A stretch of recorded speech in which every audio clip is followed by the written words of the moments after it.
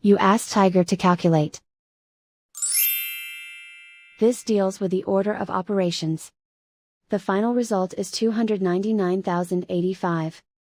Let's solve it step by step. Simplify exponents and square roots. 2 to the power of 2 equals 4. 2 to the power of 6 equals 64. 2 to the power of 3 equals 8. 2 to the power of 12 equals 4096. 2 to the power of 15 equals 32768. 2 to the power of 18 equals 262144. Calculate any addition or subtraction, from left to right. 262144 plus 32768 equals 294912.